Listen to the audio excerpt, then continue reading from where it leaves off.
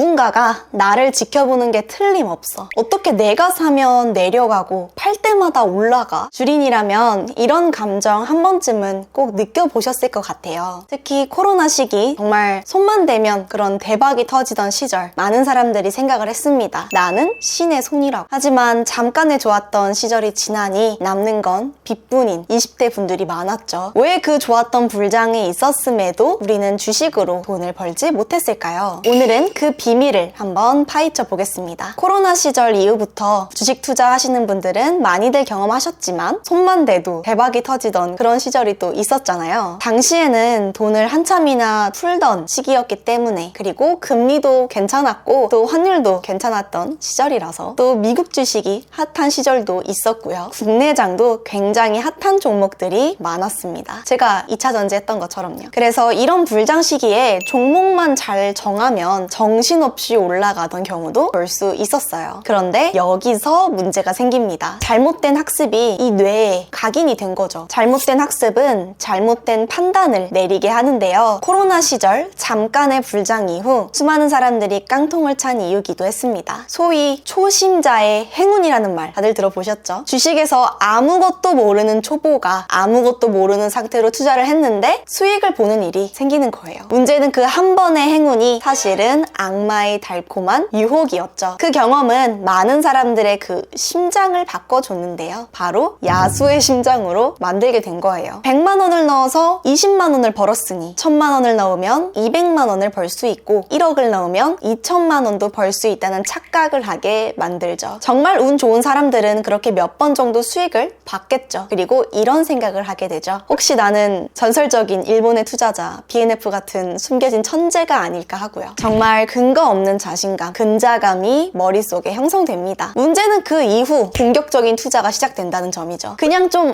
느낌이 온다 싶으면 그냥 손을 대는 건데요. 손절하게 되면 괜찮아 라고 스스로 위안하면서 더 큰 금액을 베팅하게 됩니다. 그냥 한 번에 잃은 것을 그냥 복구하면 된다고 생각하면서요. 그러다 또 손실이 나죠. 그러면 이번에는 역시 뭔가를 좀 한번 배워야겠다 생각하면서 책 한 권을 끼고 이런저런 매매법들을 시도합니다. 또 그 어설픈 지식이 내 투자는 맞는 투자라고 근거를 만들어주기 시작하죠. 결국 그러다 대부분은 깡통을 찼었죠. 오징어 게임에 나오는 명대사처럼 이러다 다 죽었죠. 진짜 이렇게 깡통을 차보면 바로 느낄 수 있는 것들이 있어요. 진짜 뇌가 녹을 정도로 깨닫는 것들인데요. 오늘은 그 이야기를 한번 해보려고 합니다. 투자에 실패하는 이유 첫 번째, 욕심 또는 조급함? 책을 보든 영상을 보든 혹은 심지어 주변에서 조언을 듣는 간에 매번 듣는 이야기가 있어요. 욕심내지 말라고, 조급해하지 말라. 그쵸? 이게 들을 때는 고개를 끄덕이게 합니다. 하지만 작은 경험으로 막상 차트를 분석하려고 하는 나 자신을 발견하게 돼요. 빨리 하루라도 부자가 되고 싶은 마음, 더 단순하게 당장 몇십, 몇백을 벌고 싶은 그 욕구, 이것 때문에 우리의 이성은 마비가 됩니다. 심장은 뛰고 머릿속에선 욕망의 신호를 전달하고 있고 손가락만 까딱거리면서 매수, 매도를 반복하게 됩니다. 이런 상황이 되면 기본적으로 물타기는 당연히 기본이고 투자감을 어떻게든 더 늘려서 공격적인 투자를 합니다. 그러다 방송들을 또 찾아보게 되죠. 그러면 고수분들이 또 막 몇천만 원씩 가지고 단타하는 걸 또 보게 되는데요. 몇 초 만에 몇백, 몇천씩 버는 모습을 보고 손발이 떨리죠. 그래서 초단타에도 손을 대는 사람들이 또 생깁니다. 또 돈을 잃게 되죠. 그래, 초심으로 돌아가자는 마음에 다시 단타 또는 장기 다 도전을 해봅니다. 그러나 여전히 수익은 마이너스죠. 장기를 하고 싶지만 애초에 지금의 상태로는 불가능해요. 그 시간에 돈을 굴리면 몇 배는 복리로 먹을 수 있기 때문이죠. 복리의 마법이라고 하죠. 복리로 몇 번 돈을 벌면 내 시드머니의 2배를 만들 수 있을 것 같거든요. 느낌이 그렇다고 말해줍니다. 그래서 또 장기 투자한 돈들을 빼요. 장기 투자한 돈들까지. 그리고 비법을 찾아서 나서죠. 분명 어딘가엔 그 비법이 있을 거라면서 온갖 달콤한 매매법에 빠지게 됩니다. 두 번째는 소위 말하는 손절선을 지키지 못하는 데에서 실패가 오는데요. 주식엔 또 이런 명언이 있죠. 손절은 짧게, 또 익절은 길게. 그러나 주식 투자자분들이라면 무조건 공감하실 부분이기도 한데요. 대부분은 반대로 한다는 겁니다. 손절 라인이 오면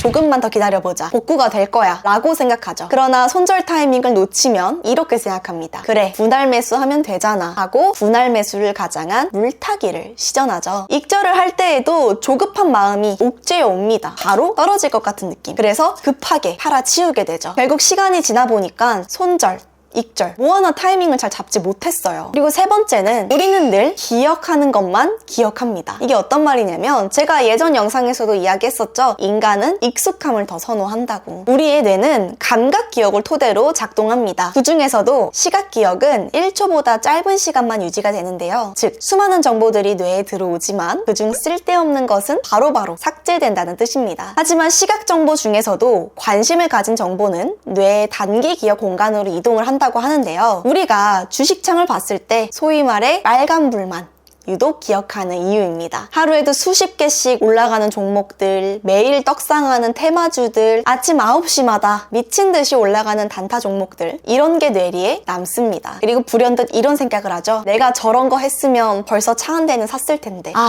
저기다 넣었으면 지금 플러스인데. 그때부터 가치 투자란 사라집니다. 우량주들을 사는 것은 포기하게 되는 거죠. 왜냐하면 그런 종목들은 급등락이 없거든요. 결국 테마를 따라다니기 시작하는 거죠. 그때부터는 각종 이슈들을 따라다니기 시작하고 뉴스를 볼 때마다 어떤 주식이 오를까 이런 생각을 하게 됩니다. 하지만 늘 정보는 나보다 빠르고 내가 살 땐 고점이에요. 안 그런가요? 주식으로 흔히 말해 깡통을 찬 분들의 공통된 이야기는 이겁니다. 돈을 벌기 위해서는 일단 먼저 돈을 잃지 않는 방법부터 배워야 한다는 거예요. 또한 내가 최소한 어느 타이밍에 손절을 하고 익절을 하겠다는 그 최소한의 시나리오는 가지고 있어야 한다는 것이죠. 그렇지 않으면 정말 물만 붓다 맹탕이 되고 익절 타이밍 놓쳐서 또 맹탕이 됩니다. 그리고 최소한 내가 공부하고 그 분야에 대한 안목이 생겼다면 본인의 희생을 담을 수 있지 않을까요? 조급함 없이 장기간 우상향할 수 있는 가치 저장 수단을 꾸준히 공부를 해야 합니다. 저 폴라리스 유진의 영상에서 항상 이야기하는 부분, 바로 투자는 필수라는 거, 피할 수가 없는 부분이죠. 자본주의의 최대의 적, 바로 화폐 가치 하락, 즉 인플레이션을 방어할 수 있도록 우리는 그런 자산들에 투자를 해야 합니다. 예전보다 주식이나 아니면 암호화폐 쪽 투자 시작하는 나이가 점점 낮아지고 있는데요. 처음 시작하시는 분들이라면 오늘 이야기한 부분들 꼭 기억하셔서 우리의 소중한 희생, 내 인생을 맞바꾼 대가를 잃지 않도록 투자하시길 바랍니다. 다음 이 시간에는 더 유익하고 재밌는 정보로 찾아올 텐데요. 오늘 영상도 도움이 되셨다면 구독과 좋아요 부탁드리면서 우리는 다음 영상에서 만나요. 여러분들 안녕.